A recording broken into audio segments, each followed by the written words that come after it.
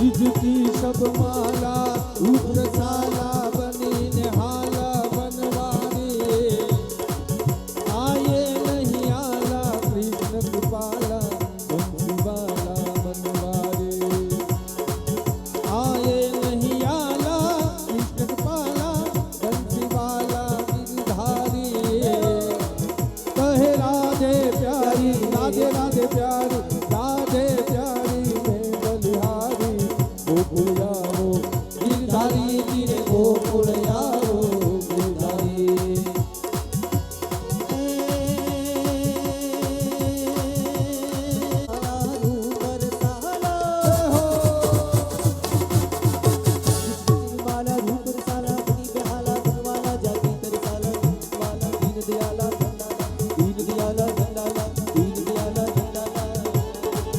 रिझकी सब माला उपसाला बनी ने हाला बनवारी आये नहीं आला कृष्ण कृपाला बंसीवाला बनवारी आये नहीं आला कृष्ण कृपाला बंसीवाला गिरधारी कहे राधे प्यारी राधे राधे प्यारी राधे प्यारी में बलिहारी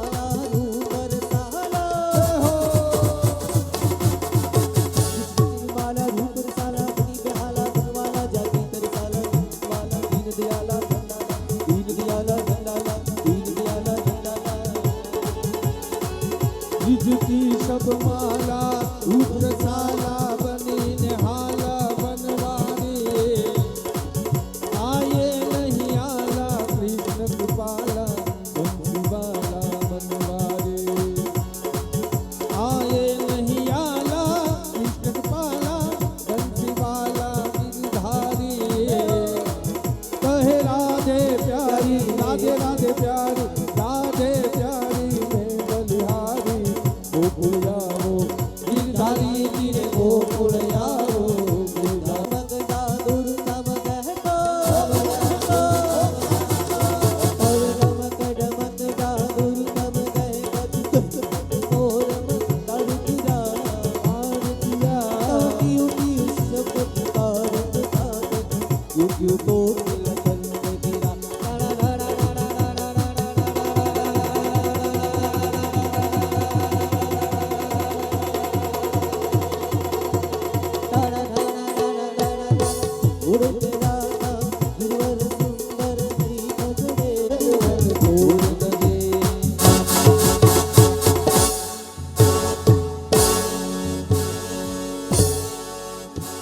बोलिए श्री लक्ष्मी नारायण देवनी लक्ष्मी नारायण भगवाननी परिवार बधा पोतपोताना स्थाने बेसी जाओ आओ कथा में पाछा आगळ वधीए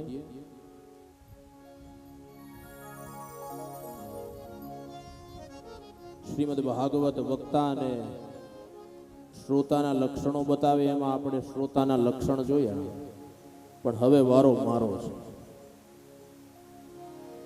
भागवतनी कथा करवी होय तो केवा वक्तानी पसंदगी करवी आमां लख्युं छे विरक्तो वैष्णवो विप्रो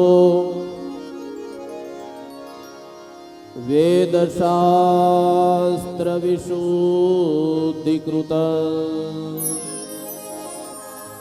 दृष्टान्त कुशलो धीरो वक्ता कार्योति निस्पृह कोईने भागवतनी कथा करवी छे दीक्षा लई पाठशाळामां भणेला होवा जोईए दृष्टांत कुशलो धीरो दृष्टांत आपी અને કથાને મઠારી અને સમજાવી શકે એવા વક્તા હોવા જોઈએ વક્તા ધીર ગંભીર હોવા જોઈએ વક્તા ઉતાવળા ન હોવા જોઈએ વક્તા ક્રોધી ન હોવા જોઈએ અને અંતમાં બહુ સરસ લખ્યું ભાગવતમાં વક્તા કાર્યોથી નિસ્પૃહ કેવા વક્તાની પસંદગી કરવી કે જે આના ભાવતાલ ન બોલે ને એવા વક્તાની પસંદગી કરવી મારે ગર્વ સાથે કહેવું છે, અત્યાર સુધીની આટલી બધી કથાઓ કરી, એક પણ કથા મારી વિદ્યાને મેં ક્યારેય વેચી નથી. જ્યાંથી જે મળે એ લઉં છું. અમારે નિલેશભાઈ અને મેહુલભાઈ, સ્વાભાવિક છે એમના તરફથી વિવેક થાય. મને ફોન આવ્યો ત્યારે કીધું, સુરત એમના ઘરે મુહૂર્ત આપવા માટે ગયો ત્યારે કીધું કે દાદા એકવાર તમે કહો. એમણે વિવેક કર્યો, પણ મેં ના પાડી કે નહીં, તમે મને જે આપશો હસતા ચહેરે વ્યાસપીઠેથી હું નીચે ઉતરી જઈશ. અને અમારે હરસુખભાઈ આંખની ઓળખાણ નહોતી, અનેક વ્યક્તિઓને સાથે લઈને આવ્યા અને મને અતિ આગ્રહ કર્યો કે દાદા એકવાર તમે કહો એનાથી વિશેષ આપવું છે મારે. મેં કીધું આજે નહીં ને કાલે નહીં, મારી વિદ્યાને ક્યારેય મેં વેચી નથી અને મારો આ સંકલ્પ છે કે મારા અંતિમ શ્વાસ સુધી ક્યારેય હું ભાગવતને વેચીશ. અને વાલા યાદ રાખજો, હું તો જાહેરમાં કહું છું કે પેકેજ બોલે એવા વક્તા હોય ને ત્યાંથી પાછું વળી જવું. આ ગ્રંથ વેચવાનો નથી, આની પ્રસાદી સમાજને વેચવાની છે. આના ભાવતાલ ન હોય. આજના યુગની અંદર આટલા રૂપિયાનું અમારું પેકેજ થાય તો અમે આવીએ, આ યોગ્ય નથી. અને અહીંયા કોણ કેટલા પૈસા મૂકે છે, વક્તાનું ધ્યાન એમાં નહીં. વક્તાને તમને રાજી કરવા કથા નથી કરવાની, પણ વક્તાને ઠાકોરજીને રાજી કરવા કથા કરવાની. એટલે ઠાકોરજી વક્તાનું બધું કાર્ય પૂર્ણ કરે. તમને કદાચ અહીંયાથી કઈ કડવું લાગે, સારું લાગે, એનાથી મને કઈ ફેર નથી પડતો. બહુ ગળ્યું જાયપા કરવું તો ડાયાબિટીસ થઈ જાય. એટલે ક્યારેક કડવી કડવી દવાઓ પણ આવે. કદાચ કોઈને આમાંથી ન ગમે તો ન ગમે, પણ સાચું કેવું એ વ્યાસપીઠનો અધિકાર છે, બ્રાહ્મણનો અધિકાર છે. અને વક્તા છે એ ત્યાગી હોવો જોઈએ. આગળ કથા આવશે ચોથા દિવસે, ત્યારે હું બતાવીશ. ચારેય વર્ણની કથા આવે છે એમાં કે વક્તાએ પણ નકરું લેવાનું નથી, આમ પણ કરવાનું, દેવાનું પણ છે. અને હું જાહેરમાં કહું છું મારા વાલા કે આ જગતમાં કોઈ એવો પરિવાર હોય, કોઈ એવું ઘર હોય, કદાચ પહોંચી શકે એમ ન હોય ને, તો અડધી રાતે મારા ઘરનો દરવાજો ખખડાવજો, 1 રૂપિયો લીધા વગર તમારી કથા કરી દઈશ. આ જાહેરમાં બોલું છું. વિડીયો ટેલિકાસ્ટ આપણી કથાનું થાય છે, વિડીયો રેકોર્ડિંગ થાય છે. એટલું જ નહીં, કદાચ કોઈ ગૌશાળાના લાભાર્થે, મંદિરના લાભાર્થે કથા થતી હોય તો હું કથા તો કરી જાય, પણ ઈશ્વર મને જે પ્રેરણા કરશે ને, મારા ખીચામાંથી પણ હું આપતો જાય. તમારે અકાળાવાળા બેઠા છે, પૂછજો એને. ગામની અંદર કે બાર ગામ ક્યાંય પણ મારી વિદ્યા મેં વેચી નથી. અમારે અકાળામાં હનુમાન ચરિત્ર ઉપર કથા મેં કરી હતી. અને આજની તારીખે મને ખબર નથી કેટલા રૂપિયાનું કવર મને આપ્યું હતું. જેવું કવર આપ્યું, પોથીજીને સ્પર્શ કરાવી, એ અમારે અકાળિયા હનુમાનજી મહારાજનું ભોજનાલય બનવાનું છે, એમાં મેં આપી દીધું. આજની તારીખે મને ખબર નથી. એટલે વક્તા કાર્યોથી નિસ્પૃહ, પેકેજ બોલે એવા એનાથી દૂર રહેવું. આપણું શાસ્ત્ર લખે છે, ત્યાં શ્રીમદ ભાગવત અને વેદ વ્યાસની કલમ મહાત્મ્યની કથાને પૂર્ણ કરી અને પ્રથમ સ્કંદની અંદર પ્રવેશ કરાવડાવે છે. આવો મહાત્મ્યની કથાનું પુષ્પ ભગવાન શ્રી હરિના ચરણમાં, પિતૃઓના શ્રી ચરણની અંદર સમર્પિત કરી અને ભાગવતજીના પ્રથમ સ્કંદ પ્રથમ શ્લોકની અંદર પ્રવેશ કરીએ છીએ.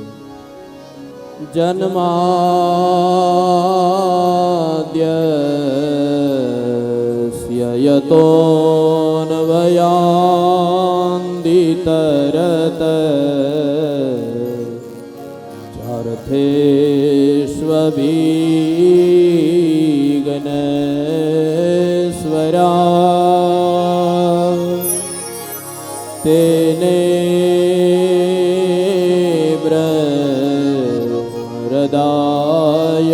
હૃદયાયાદિ કવયે મુહ્યન્તિ સૂરય તેજો વારિવૃદં यथा विनिमयो यत्र त्रिसर्गो मृषा धाम्ना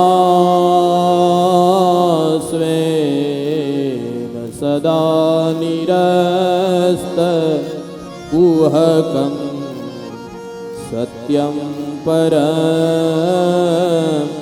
धीमहि सत्यं परं धीमहि સત્યમ પરમ ધીમહિ સાથે ભાગવતીય આ યાત્રાનો મંગલ પ્રારંભ થાય છે અને આ જગતની અંદર શ્રીમદ ભાગવત એકમાત્ર ગ્રંથ એવો છે કે જેની શરૂઆત સત્યમ પરમ ધીમહિ સાથે થાય અને વિરામ પણ સત્યમ પરમ ધીમહિ સાથે થાય છે. વેદ વ્યાસજીએ જ્યારે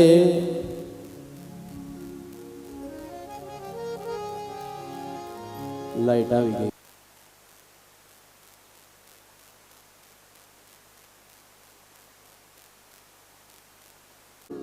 ભાગવતીય આ યાત્રાનો મંગલ પ્રારંભ થાય છે. વેદ વ્યાસજી જ્યારે ભાગવત લખવા બેસે છે ત્યારે કલમ હાથમાં લઈ અને વિચાર કરે કે પેલી વંદના કોને કરવી. જો કૃષ્ણમ પરમ ધીમહિ લખું તો ભગવાન કૃષ્ણના ભક્તો એમ કે આ ગ્રંથ અમારો છે. રામમ પરમ ધીમહિ લખું તો રામના ભક્તો એમ કે આ ગ્રંથ અમારો છે. શિવમ પરમ ધીમહિ લખું તો મહાદેવના ભક્તો એમ કે આ ગ્રંથ અમારો છે. અને શક્તિમ પરામ ધીમહિ લખું તો માતાજીના ઉપાસકો એમ કે આ ગ્રંથ અમારો છે. એટલે વ્યાસજી વિચાર કરે કે પેલી વંદના કોને કરવી. વિચાર કરતા કરતા લખી નાખ્યું સત્યમ પરમ ધીમહિ. કથા ઉપદેશ કરે છે મારા વાલા, આ જગતનો મોટામાં મોટો કોઈ દેવ હોય, સાચામાં સાચો કોઈ દેવ હોય તો એ સત્ય છે. પરમાત્માનું સ્વરૂપ કેવું છે? સત્ય સ્વરૂપ પરમાત્મા. અને એટલા માટે આપણે કહીએ છીએ સત્યમ શિવમ સુંદર. આ તો મારા વાલા ધર્મના નામે, સંપ્રદાયના નામે આપણે ફાટા પાડ્યા, બાકી ઈશ્વરના દરબારમાં તો બધું એક જ છે. જગતનો મોટામાં મોટો દેવ કોઈ હોય તો એ સત્ય. કથા ઉપદેશ કરે વાલા, સત્યની નજીક રહેજો, સત્યની ઉપાસના કરજો. આજના યુગની અંદર માણસ ડગલે ને પગલે ખોટું બોલે છે. અસત્ય ભાષણમ મોટું પાપ છે. સત્યની નજીક રહેવાનો પ્રયત્ન કરજો.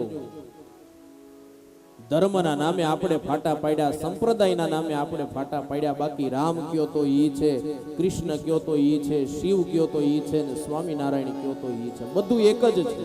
राम अवध में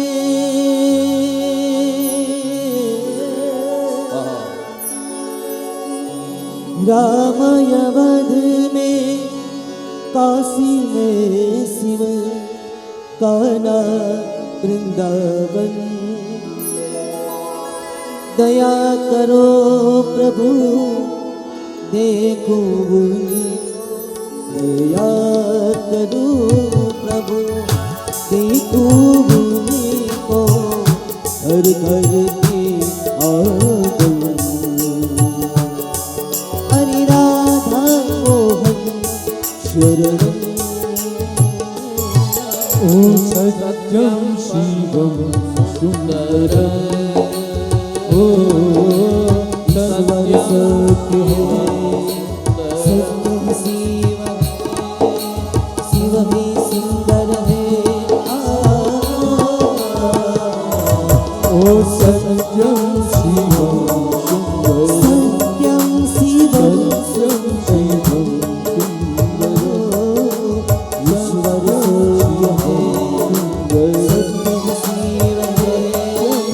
शिवम सुंदर है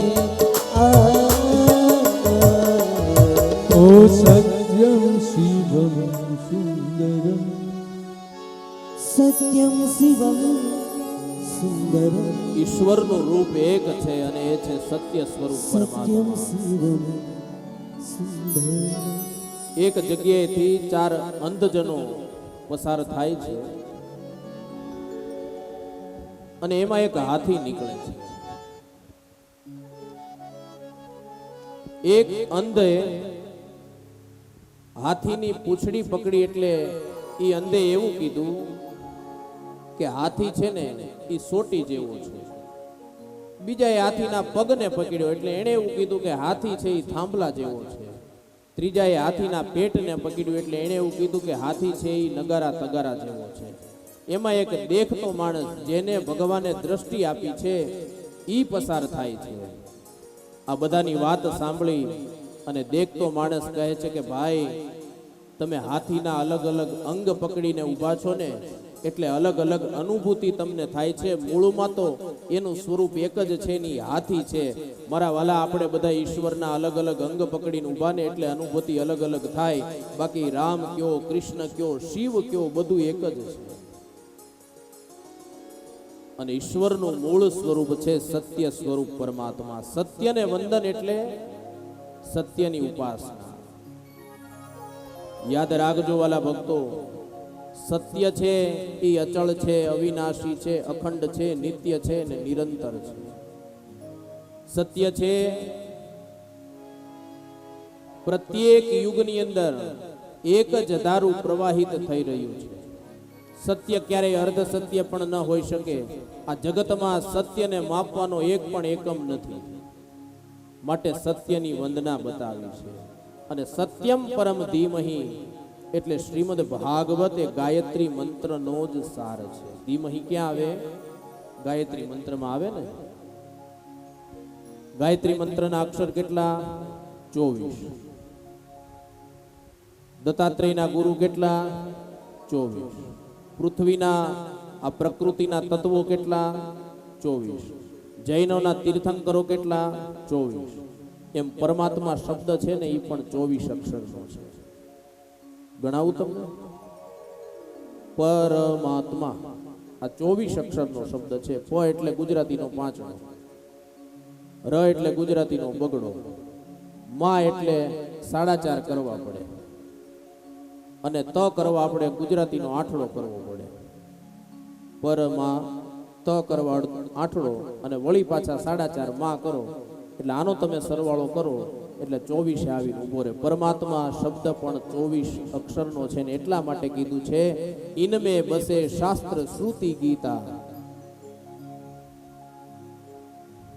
ત્યાં શ્રીમદ ભાગવત ની કથા નેમી સારણી ની અંદર લઈ જાય છે. નેમી સારણી ની અંદર 1000 વર્ષ સુધી ચાલે એવો યજ્ઞ થઈ રહ્યો છે. આ નેમી સારણ્ય શું છે? નેમી સારણ્યની મહત્તા બહુ મોટી છે. નેમી સારણ્ય એટલે જે જગ્યાએ આંખના પલકારા જેટલો સમય પણ સત્સંગ બંધ ન રહે એવી જગ્યા એટલે નેમી સારણ્ય. આજે પણ તમે નેમી સારણ્યની અંદર જાઓ ત્યાં સત્સંગની અવિરત ધારા શરૂ છે. અને આખા ભારતનું એકમાત્ર સ્થાન એવું છે કે જ્યાં કલિયુગનો કલીનો પ્રવેશ નથી એવું કોઈ સ્થાન હોય તો નેમી સારણ્ય છે. અને મોટા ભાગની કથાઓ નેમી સારણ્યમાં જ કહેવાની. શા માટે ખબર છે તમને? એકવાર ઋષિ મુનિઓએ બ્રહ્માજીને પ્રશ્ન કર્યો કે પ્રભુ કથા કરવી પણ ક્યાં કરવી? ત્યારે બ્રહ્માજી એ ઋષિઓને મનોમય ચક્ર આપે છે અને બ્રહ્માજી કહે છે કે આ ચક્રના આરા જ્યાં ખંડિત થાય એ જગ્યાએ તમે ભગવાનનો સત્સંગ અને કથા કરજો. એ ચક્ર આગળ આગળ આગળ ચાલતું થયું છે. નૈમિષ નામના અરણ્યમાં આવી અને પડ્યું. એટલા માટે ત્યાં કથાઓ કહેવાની, ત્યાં સત્સંગ થયા છે. ભગવાન સત્યનારાયણની કથાનો પ્રાદુર્ભાવ પણ ત્યાંથી જ છે. એકદા નૈમિષારણ્યે ઋષય શૌનકાદય. એટલે આ નૈમિષારણ્યની ભૂમિ ઉપર ઋષિ મુનિઓ સૂતજીને 6 પ્રશ્ન કરે છે. શાસ્ત્રનો સાર શું? બીજો પ્રશ્ન, શ્રેય એટલે શું? ત્રીજો પ્રશ્ન, શ્રેયની પ્રાપ્તિ કેવી રીતે થાય? ચોથો પ્રશ્ન, ભગવાનની લીલાનું વર્ણન. પાંચમો પ્રશ્ન, ભગવાનના અવતારોનું વર્ણન. અને છઠ્ઠો પ્રશ્ન, ભગવાન જ્યારે સ્વધામ ગયા ત્યારે ધર્મ કોના શરણે ગયો? આ 6 પ્રશ્ન ઋષિઓએ સૂતજીને કર્યા અને ઋષિ મુનિઓએ આ 6 પ્રશ્નના ઉત્તરમાં આખા ભાગવતની રચના થઈ એવું કહેવાય છે. અને ત્યાં ભગવાનના 24 અવતારોની કથા બતાવી છે. બહુ ટૂંકમાં તમને ભગવાનના 24 અવતારોની કથા બતાવું. અને આમ તો ક્રમશઃ 24 અવતારોની કથા શ્રીમદ ભાગવતમાં છે. અને એ 24 અવતારોની કથા એટલે જ શ્રીમદ ભાગવતની કથા છે. પહેલો અવતાર ભગવાન સનત કુમારનો થયો. સનક સનંદન સનાતન સનત કુમાર કહેવાના છે. બીજો અવતાર ભગવાન વરાહનો થયો છે. ત્રીજો અવતાર ભગવાન નારાયણ નારદના રૂપમાં પ્રગટ થયા. ચોથો અવતાર ભગવાનનો થયો નર નારાયણનો. પાંચમો અવતાર ભગવાન કપિલનો થયો છે. છઠ્ઠો અવતાર ભગવાનનો દત્તાત્રેય તરીકે થયો છે. સાતમો અવતાર ભગવાનનો યજ્ઞ નારાયણ તરીકે થયો છે. આઠમો અવતાર ભગવાનનો ઋષભદેવના રૂપમાં થયો. નવમો અવતાર ભગવાનનો પૃથુ રાજાના રૂપમાં થયો. 10મો અવતાર ભગવાનનો થયો છે મત્સ્યના રૂપમાં. 11મો અવતાર ભગવાનનો કુર્મના રૂપમાં. 12મો અવતાર ભગવાનનો ધર્મંતરીના રૂપમાં. 13મો અવતાર ભગવાનનો મોહિનીના રૂપમાં થયો છે. 14મો અવતાર ભગવાન ઋષિ રૂપે પ્રગટ થયા. 15મો અવતાર ભગવાન વામન રૂપે પ્રગટ થયા. 16મો અવતાર ભગવાન પરશુરામ રૂપે પ્રગટ થયા. 17મો અવતાર ભગવાન વેદ વ્યાસ રૂપે પ્રગટ થયા. 18મો અવતાર ભગવાન મર્યાદાનું પાલન કરવા રામજી બનીને પધાર્યા છે. 19મો અવતાર ભગવાન બલરામ બનીને પ્રગટ થયા. 20મો અવતાર ભગવાન કૃષ્ણ બનીને પ્રગટ થયા. 21મો અવતાર ભગવાન બુદ્ધ બનીને પ્રગટ થયા. 22 અને 23મો અવતાર સ્થૂલ અને સૂક્ષ્મ રૂપે થયો. સ્થૂલ અને સૂક્ષ્મનો મતલબ થાય પૃથ્વી ઉપર જેટલું પણ દેખાય છે એ ભગવાનનું જ સ્વરૂપ છે. અને સ્થૂલ એટલે જે નથી દેખાતું પણ જેને આપણે અનુભવી શકીએ છીએ. દાખલા તરીકે પવન આવે, હવા આવે, એ દેખાતી નથી, એનો અનુભવ થઈ શકે. તો સ્થૂલ અને સૂક્ષ્મ 22મો અને 23મો અવતાર. અને 24મો અવતાર ભગવાનનો હવે થવાનો છે કલ્કી રૂપે. ક્યાં થવાનો છે? ઉત્તર પ્રદેશમાં સંબલપુર ગામની અંદર વિષ્ણુ યશા બ્રાહ્મણને ત્યાં થશે. 4,32,000 વર્ષ જ્યારે કળિયુગના પૂર્ણ થશે ત્યારે ભગવાન કલ્કી રૂપે પ્રગટ થશે. અત્યારે હજી 5,127મું વર્ષ કળિયુગને ચાલે છે. 4,32,000 પહોંચવાનું છે. એ 24 અવતારોની કથા બતાવી છે. એ 24 અવતારોની કથા જે કોઈ વ્યક્તિ પ્રાતઃકાલ, મધ્યાહનકાલ અને સાયંકાલના સમયે સાંભળે અથવા તો આ કથાનો પાઠ કરે તો ભગવાન એને પરમ ધામની પ્રાપ્તિ કરાવી એના મનની તમામ ઈચ્છાઓને પૂર્ણ કરે એવું શ્રીમદ ભાગવત લખે છે. તો એ ભગવાનના અવતારોની કથાને પૂર્ણ કરી બીજા દિવસની કથાનું પ્રથમ સત્ર ભગવાન શ્રી હરિના ચરણની અંદર સમર્પિત કરી 2 મિનિટ હરિનામ સંકીર્તન સાથે પ્રથમ સત્રને વિરામ. બપોર પછી પાછા 3:30 વાગે ભગવત ચર્ચા કરશું. અને સાંજની કથામાં આપણે કપિલ પ્રાગટ્ય સુધી પહોંચવું છે. આજે ભગવાન કપિલનું પ્રાગટ્ય આપણે કરશું, પણ થોડુંક જો મોડું થાય તો 6:30 ની બદલે કદાચ 15-20 મિનિટ, અડધી કલાક આમ તેમ થાય તો વાંધો નહીં. આમ તો હું છૂટા ન કરું ત્યાં સુધી જાવે ક્યાં? રસોડા વાળા નહીં આજ મળીને આવ્યો. મેં કીધું હું છૂટા ન કરું ત્યાં સુધી રસોડું થાળી પાડતા જ નહીં. ત્યાં જાઓ તો ઊભું રહેવાનું, એના કરતાં અહીં ટાટા છે, અહીં બેસવાનું છે. પણ મને વિશ્વાસ છે કે મારો આ ડોબરિયા પરિવાર, આ સનાળિયા ગામના વ્યક્તિ, આમંત્રિત મહેમાનો ભાગવતજીની મર્યાદા, વ્યાસપીઠની મર્યાદા નહીં ચૂકે.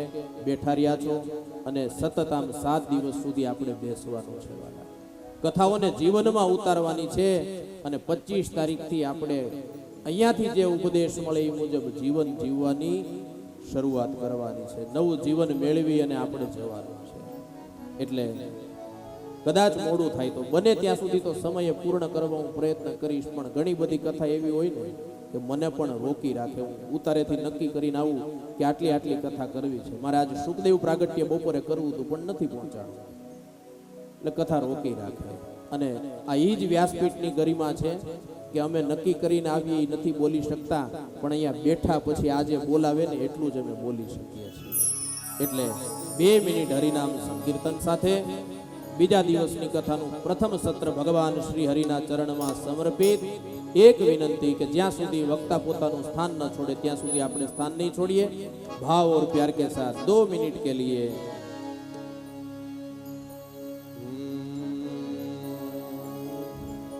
हे कृष्ण गोविंद गोविंद गोपाला, गोविंद गोविंद गोपाला, कृष्ण गोविंद गोविंद गोपाला, कृष्ण गोविंद गोविंद गोपाला.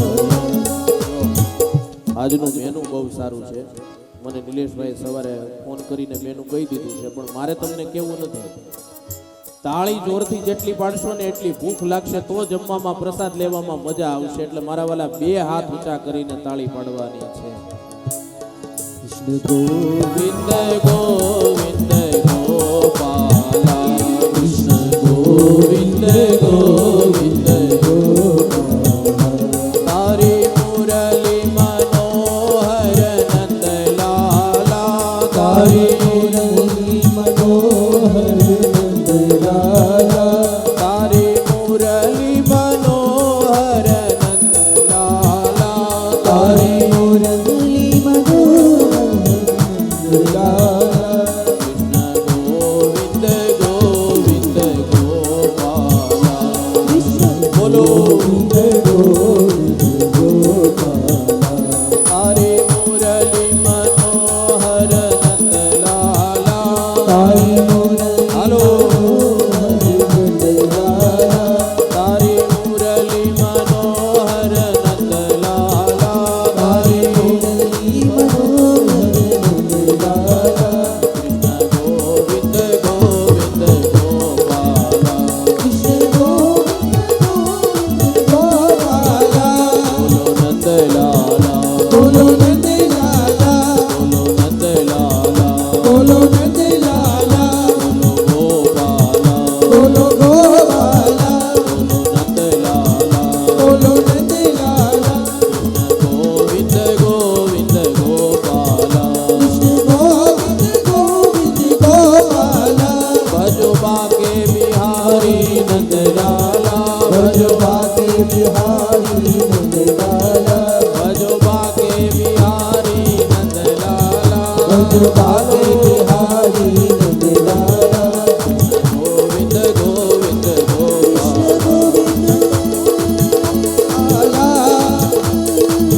कृष्ण गोपाला, कृष्ण गोपाला, कृष्ण गोपाला, कृष्ण गोपाला,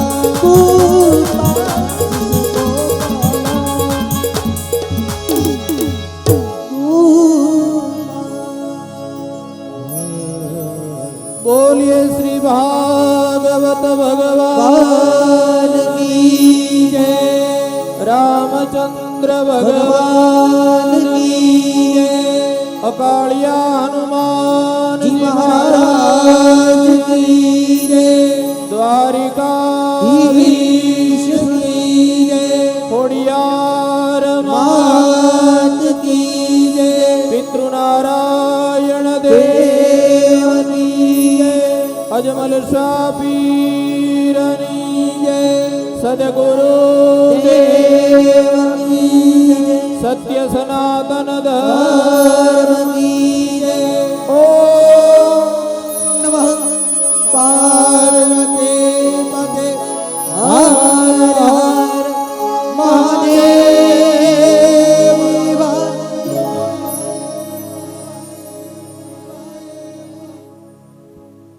ખૂબ સરસ મજાની આજની કથાનો આપણે રસપાન કર્યો. સંપૂર્ણ ભાવપૂર્ણ તમામ શ્રોતાગણો આ જ્ઞાન યજ્ઞની અંદર પ્રવાહિત થતા હતા અને એની જ મજા છે કે વક્તા જ્યાં સુધીની પૂર્ણાહુતિ લઈને આવ્યા હોય ત્યાં સુધીની પૂર્ણાહુતિ ન થાય અને વક્તવ્ય થોડુંક આગળ સુધી જતું રહે.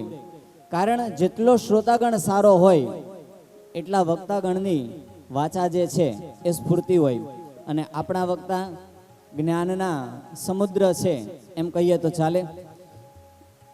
આપણા વ્યાસજીને આની પહેલા રાજકોટની અંદર કથા માટે આમંત્રિત કરેલા મહેમાન અત્રે ઉપસ્થિત છે. હું હર્ષુભાઈ વસાણીને વિનંતી કરીશ કે તેઓ આવી અને વ્યાસજીનું સન્માન કરશે તેમજ તેમની પાસેથી આશીર્વાદ લેશે. શ્રી હર્ષુભાઈ વસાણી પહેલેથી જ તે આપણે ભાવ વિભોર થઈને કરીએ છીએ અને એટલા જ કહેવાય છે કે કાઠિયાવાડમાં કોકદી ને તું ભૂલો એ પણ ભગવાન, કાઠિયાવાડમાં કોકદી ને તું ભૂલો એ પણ ભગવાન, તારા એવા કરું સન્માન કે તને સ્વર્ગે બોલાવું શામળા. આજે આપણા આ ડોબરિયા પરિવારના આયોજિત શ્રીમદ ભાગવત સપ્તાહની અંદર રાજકોટથી આપણા વ્યાસજીના યજમાન શ્રી પધારેલા છે. તેમનો અહોભાવ આપણે અહીંયા આગળ સ્ટેજ ઉપરથી નિહાળી રહ્યા છીએ. વ્યાસજી જ્યારે વ્યાસપીઠ ઉપરથી વિદાય લેશે તો તમામે તમામ શ્રોતાગણ એક વખત ઊભા થઈ અને વ્યાસજીનું અને શ્રી કૃષ્ણનું સન્માન કરશે. તેમજ આજરોજ જમણવારમાં પણ પહેલા ભાઈઓ અને ત્યારબાદ બહેનો જમણવાર માટે જશે. કથા પ્રારંભ 3:30 વાગે છે પણ આપણે 3 વાગે આપણું સ્થાન લઈ લેશું. એટલે વ્યાસજી જ્યારે વ્યાસપીઠ ઉપર બિરાજમાન થાય તો એને સંપૂર્ણ કથાનો સમય આપણે આપી શકીએ. ખૂબ સરસ ખેસ ઓઢાડી અને અહીંયા યજમાનનું પણ સ્વાગત અને સન્માન કરવામાં આવ્યું છે. કોઈ જોરદાર તાળીઓના ગડગડાટથી આપણે તમામને વધાવી લઈએ.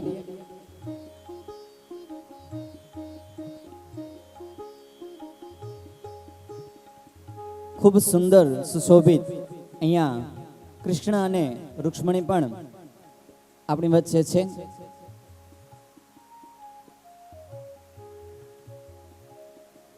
પ્રભુના ચરણકમલમાં આપણે પ્રાર્થના કરીએ કે આવી જ રીતે બધા જ દિવસો આપણે ભક્તિમય પસાર કરીએ. આ પાવન ભૂમિને આપણે વ્રજધામ બનાવીએ, ગોકુળ બનાવીએ, મથુરા અને વૃંદાવન બનાવીએ અને 8 દિવસ સુધી શ્રી કૃષ્ણ ધૂનની અંદર, શ્રી રાધાની અંદર મનમગ્ન કરીએ. શ્રીમદ ભાગવત સપ્તાહના જ્ઞાનરૂપી રસને આપણે ગ્રહણ કરીએ.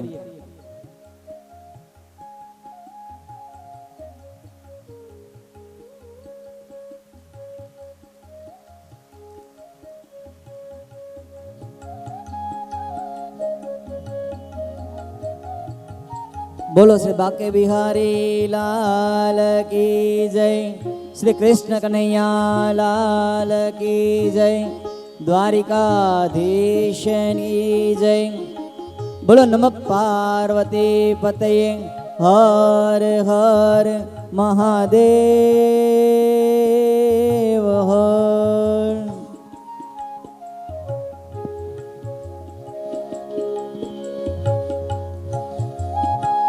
બિરાજે ઘનશ્યામ રાધે રાધે, કુંજમાં બિરાજે ઘનશ્યામ રાધે રાધે, કુંજમાં બિરાજે ઘનશ્યામ રાધે રાધે, કુંજમાં